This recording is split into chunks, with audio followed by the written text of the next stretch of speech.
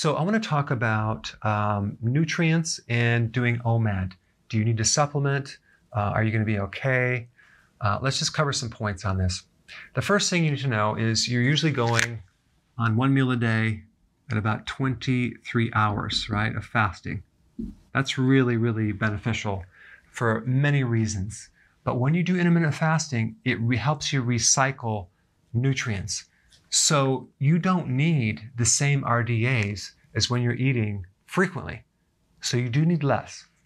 So you don't have to worry about having 4,700 milligrams of potassium. You can probably get by with maybe 3,000 or even a little bit less. But it is true that you are going to be eating less calories because there's no way you're going to be doing the same amount of calories for 3 meals as you are 1 meal.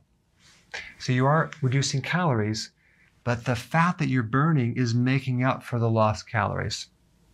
But not necessarily in nutrients. There are some nutrients like vitamin D that get released from your fat and even vitamin A. But typically when you reduce calories, you just have to make sure that you're taking all your nutrients. So this topic really depends on the type of food that you're eating and the quality of food that you're eating. It really does. So let's just kind of go through these vitamins. Vitamin A, pretty easy to get. You can get the pre-vitamin A as beta carotene from vegetables, but it has to be converted. Very few people can convert enough beta carotene to retinol, the active form. So it's highly recommended that you do straight retinol from animal products. You can get vitamin A from egg yolks, fish. A lot of other fatty foods have it. Okay. Then we have vitamin D. Well, you can get that from the sun. But if there's not sun, you're going to have to get it from other places. It's in mushrooms. It's also in dairy, but it's also in fish and cod liver oil. What's cool about cod liver oil, it has a nice vitamin A and vitamin D split. Okay. And it also has omega-3. So you can kill 3 birds with 1 stone, actually 4 birds, because you have DHA, EPA, vitamin A, and vitamin D all in one thing. So you could, get some cod liver pills. Then we have vitamin E. You can get vitamin E from certain vegetables, salad, nuts, and seeds. Okay. Also olive oil, other oils, because it's a fat-soluble vitamin. But let's say, for example, you want to target a certain problem like hot flashes, or you want to help your muscles repair after exercise, then you would take more vitamin E from a supplement. Make sure you get a balance between tocotrienol and tocopherols, not the synthetic version.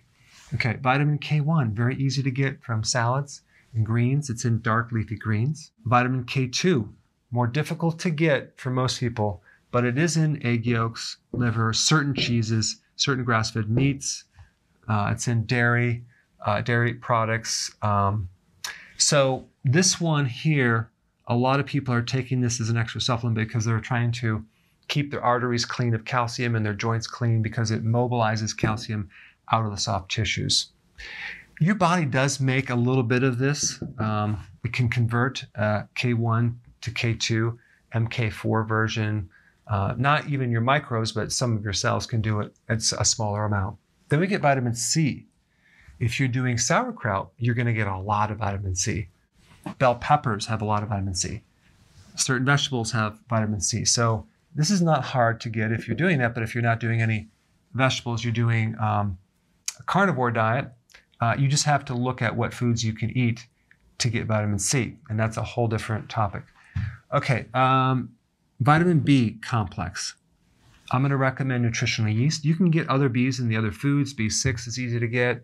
B5 is easy to get. B1 actually is in pork. It's in other foods. But let's say you don't do pork and you do certain foods. You just have to know that when you're doing keto, the B vitamins are very important. So I recommend nutritional yeast. Try to find a version that is non-fortified.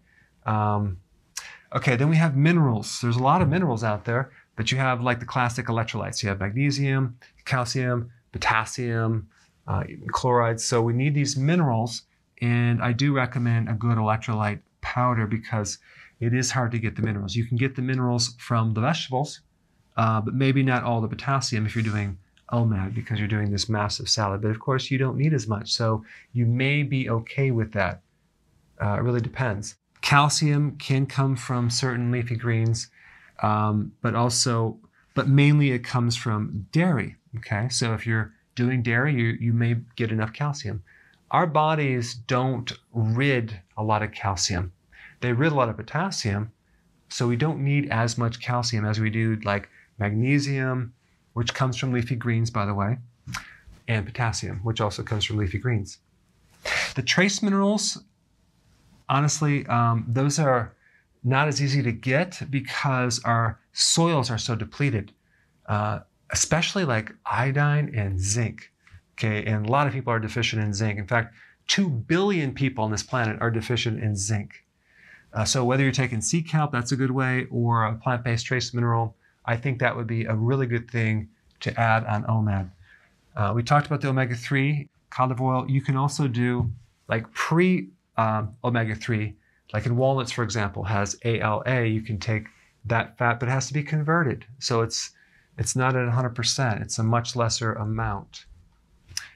You can do also flax seeds, chia seeds, but I mean, that's usually not in a person's diet on a regular basis.